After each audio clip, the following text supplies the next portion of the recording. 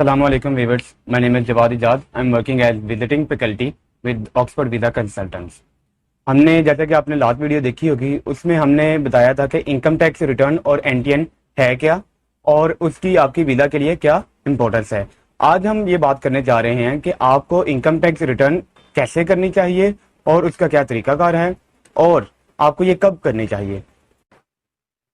सबसे पहली चीज जो आपको इनकम टैक्स रिटर्न करने के लिए चाहिए होती है वो होती है आपकी बैंक स्टेटमेंट पूरे एक साल की।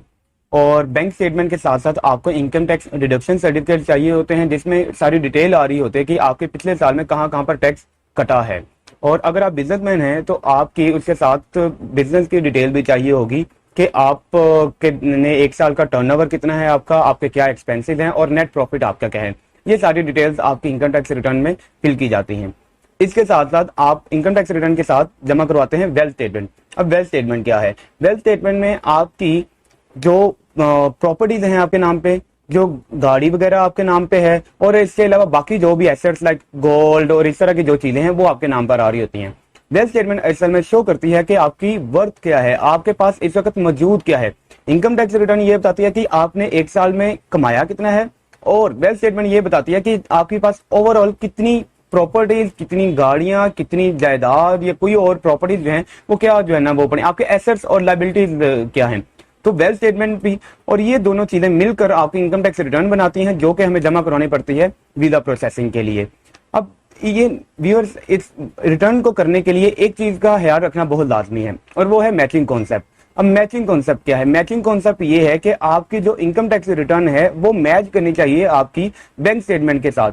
अब बैंक स्टेटमेंट के साथ मैच करने का क्या मतलब है, मैं आपको एक एग्जांपल देता हूँ। फॉर एग्जांपल एक शख्स है, उसकी जो इनकम टैक्स रिटर्न है वो फिल की है, नील की उसने, या फॉर एग्जांपल उसमें इनकम आ रही है उसकी 3 लाख 4 लाख रुपए, जबकि उसकी बैंक स्टेटमेंट में जो डेबिट और क्रेडिट है वो है 60 लाख 70 लाख को इतनी अमाउंट का। तो वो मैच आपस में नहीं करेगी क्योंकि जब वो वीजा प्रोसेसिंग ऑफिसर के पास जाएगी तो वो उसको असेस करेगा कि एक शख्स का अगर फॉर एग्जांपल 60-70 लाख रुपया आ रहा है बैंक स्टेटमेंट में और जबकि उसकी इनकम तो है सारी 3.5-4 लाख, तो इस मिसमैच की वजह से अक्सर औकात जो स्पेशली यूके जो है और कनाडा जो है ये स्पेशल आपकी ट्रांजैक्शन उठाते हैं बैंक स्टेटमेंट से और उसकी बेस पर आपका वीजा रिजेक्ट कर देते हैं। तो इसलिए ये बड़ा लाजमी है कि आप अपनी जो रिटर्न बनाए वो हमेशा मैच करे आपकी बैंक स्टेटमेंट के साथ, दोनों ट्रांजैक्शन जो है आपस में मैच करनी चाहिए। और उसके बाद हम उसकी रीजन ये है कि आपके रिटर्न जो है वो नील या 3-4 लाख रुपए की क्यों फिल होती हैं? क्योंकि एम्बेसीज और एफबीआर दोनों अपोजिट डायरेक्शन में मूव कर रहे होते हैं।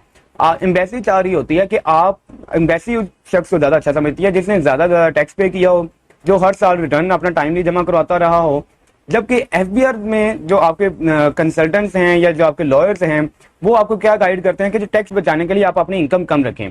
जब आप अपनी इनकम कम रखते हैं तो आपके वीजा लगने के चांसेस जो हैं वो उसी तरह से कम हो जाते हैं। अपने क्लाइंट्स की इन्हीं जरूरियात को मद्देनजर रखते हुए हमने एक वन विंडो सोल्यूशन स्टार्ट किया है जिसके तहत हम अपने क्लाइंट्स को टैक्स सर्विसेज भी प्रोवाइड कर रहे हैं।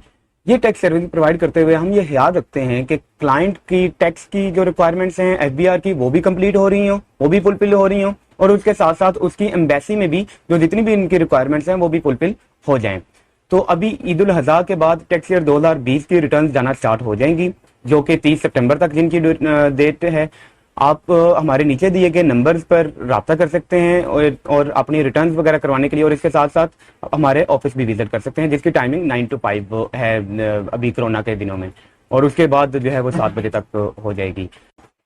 सो आई होप आपको ये वीडियो पसंद आई होगी और at the and I request you कि आप हमारा चैनल जो है सब्सक्राइब करें ताकि हम ज़्यादा से ज़्यादा और अच्छी से अच्छी वीडियो जो है आपके साथ शेयर कर सकें। Thank you so much.